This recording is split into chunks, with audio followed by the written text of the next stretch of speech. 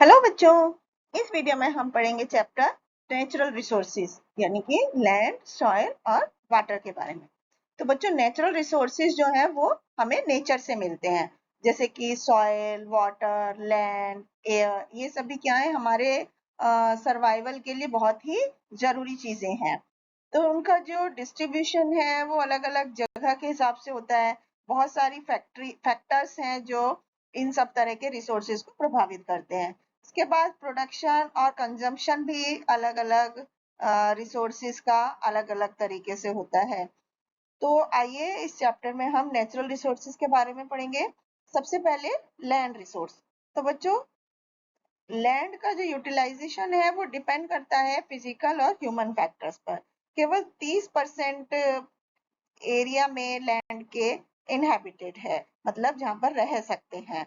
बाकी जो है वो जो रॉक है वो बहुत ज्यादा रॉकी है, या वहाँ का क्लाइमेट बहुत ज्यादा गर्म है या ठंडा है या ड्राई है या वेट है। तो मतलब जो सिर्फ रहने लायक एरिया है लैंड का वो सिर्फ 30% है।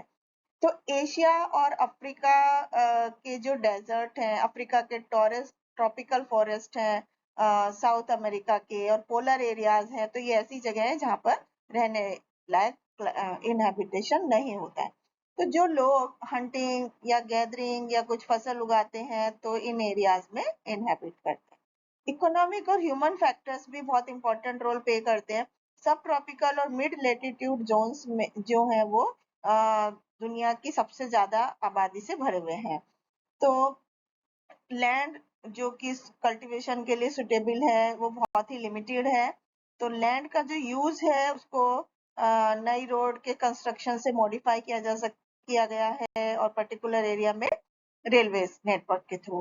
तो अब हम पढ़ेंगे लैंड यूज। तो बच्चों, एक इम्पॉर्टेंट फैक्टर है लैंड के यूज का कि वो इज इट्स फॉरेस्ट, उसके जंगल। तो फॉरेस्ट जो है वो मेन इकोलॉजी को सपोर्ट करते हैं, on which man thrives. Land जो होती है वो एक आदमी को घर बनाने के लिए भी यूज की जाती है। कोई भी ह्यूमंस जो है being is heard to be living on water unless of course of density of population is so high, so that people are forced to live on boats.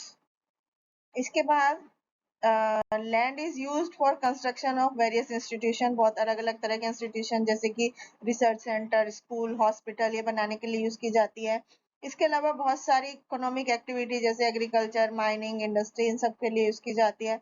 तो जो टोटल लैंड अवेलेबल है अर्थ की surface पे बहुत ज्यादा limited है। इसलिए हमें लैंड को प्रॉपर प्लानिंग के साथ प्रिपेयर करना चाहिए ताकि उसका मैक्सिमम यूज ले सके। जब हम ऐसा करते हैं तो दो फैक्टर दिमाग में रखने चाहिए, एक तो नेचर ऑफ द लैंड और नीड ऑफ द कम्युनिटी। तो सबसे पहले फैक्टर्स अफेक्टिंग लैंड यूज।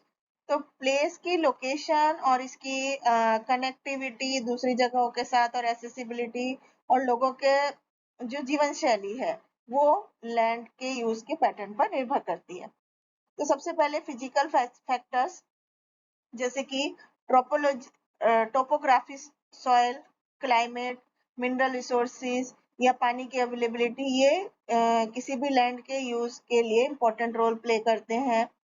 इसके बाद ह्यूमन एंड इकोनॉमिक फैक्टर्स होते हैं जो कि बहुत ज्यादा इंपॉर्टेंट है, जैसे कि वो एरिया जो लो ग्रेड ओर्स हैं वो उतने अच्छे से नहीं हो पाते जहाँ पर हाई कॉस्ट माइनिंग एरियाज है। Availability of surface and underground water. तो बच्चों, रिसोर्स की फैसिलिटी के साथ साथ लैंड का यूज भी अफेक्ट होता है। तो यही कारण है कि बड़े एरिया में नॉर्दर्न प्लेन में अच्छी एग्रीकल्चर खेती की जाती है, क्योंकि वहां पर सरफेस वाटर ज्यादा है, as well as underground water भी काफी है। उसके बाद पॉपुलेशन ग्रोथ भी एक बहुत बड़ा फैक्टर है लैंड के यूज का, जिसमें कि चेंजेस होते रहते हैं, जैसे कि conservation of forest land into crop land. इसके बाद कंजर्वेशन ऑफ लैंड रिसोर्सेज। तो प्रॉपर लैंड को एक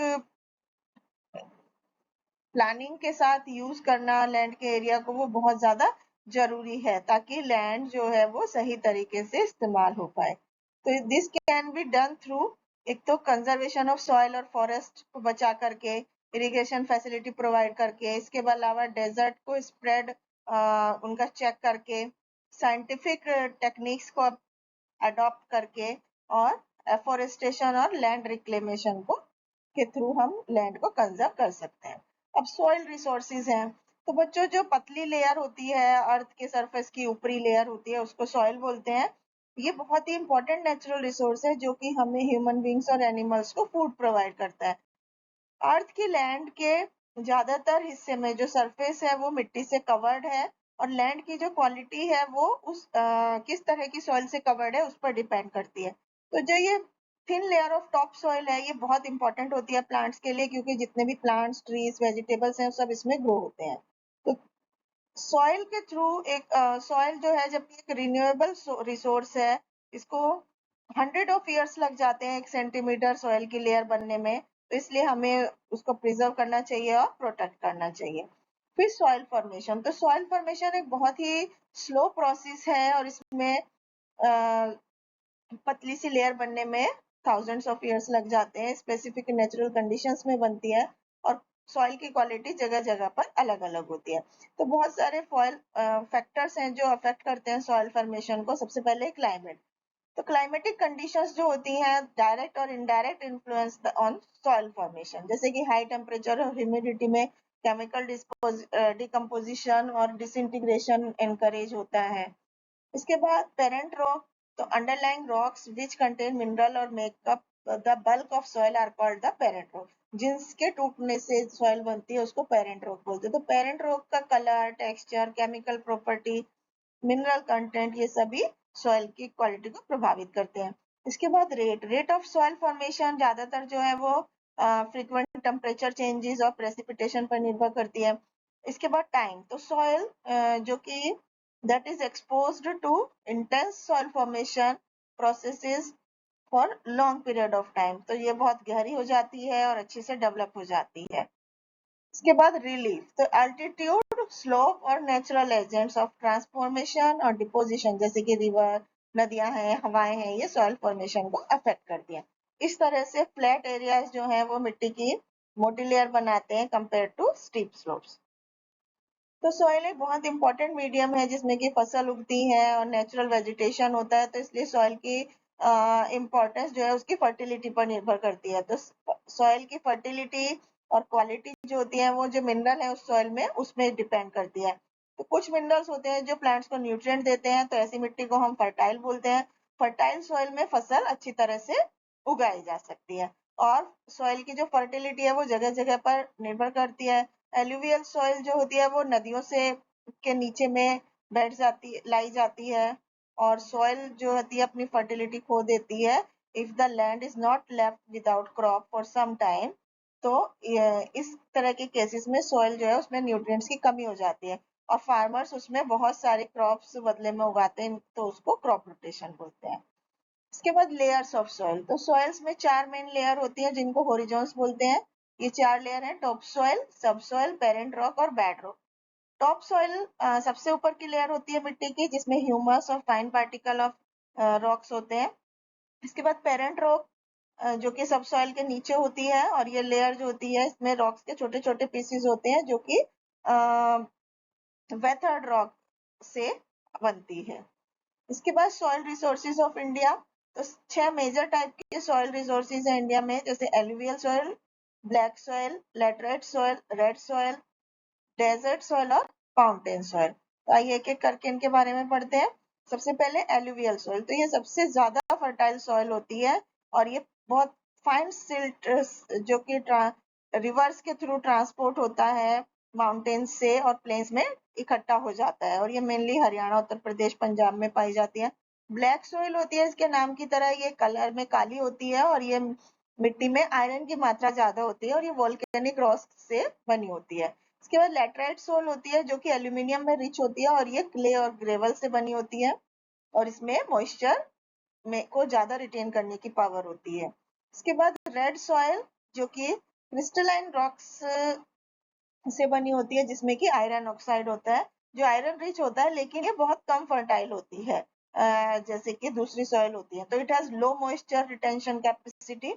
माउंटेन सॉइल ये मेनली स्टोन और पेबल से बनी होती है और ये उन एरिया में पाई जाती है जैसे कि हिमाचल प्रदेश, जम्मू कश्मीर, असम, जहाँ पर की टेरिस फार्मिंग की जाती है।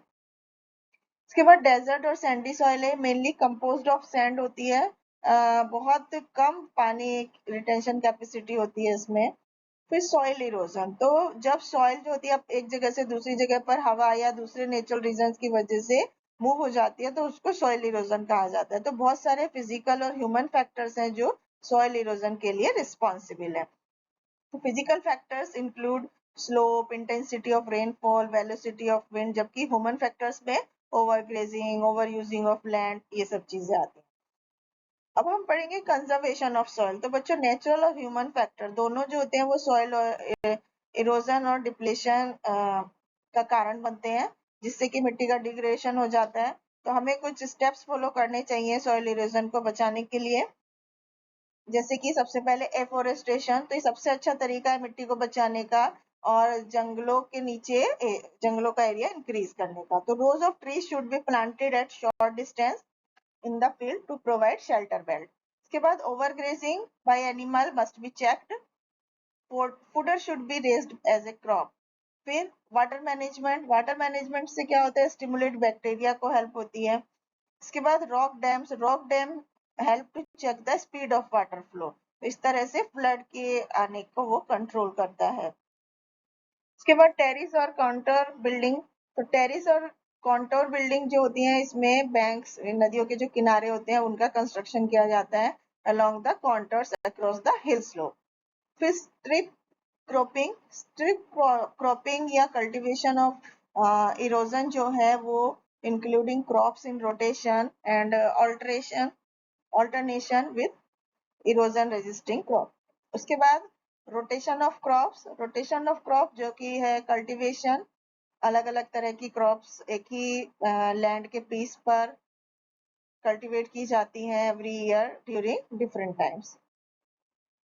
इसके बाद वाटर रिसोर्सेज, तो वाटर जो है वो सबसे ज्यादा इम्पोर्टेंट नेचुरल रिसोर्स है हमारी लाइफ जिस पर डिपेंड है। तो लगभग 71% जो टोटल सरफेस एरिया है वो पानी से कवर्ड है, लेकिन ये क्या है कि पीने के योग्य नहीं है। कंपेयर टू अदर लिक्विड इसमें हीट एब्जॉर्ब करने की ज्यादा कैपेसिटी होती है। डिस्ट्रीब्यूशन ऑफ फ्रेश वाटर, तो बच्चों पानी का जो डिस्ट्रीब्यूशन है वो एक्सट्रीमली अनइवन है और मोस्ट टाइम्स इरेटिक है। तो कुछ एरिया है जहाँ पर सरप्लस वाटर हो जाता है रेनी सीजन में, जिसकी वजह से बाढ़ आ जाती है, एंड कुछ है जो सूखा एरिया है जहाँ पर सूखा पड़ जाता है। तो there is variation of availability of water season to season ही नहीं, एरिया टू एरिया भी निर्भर करती है।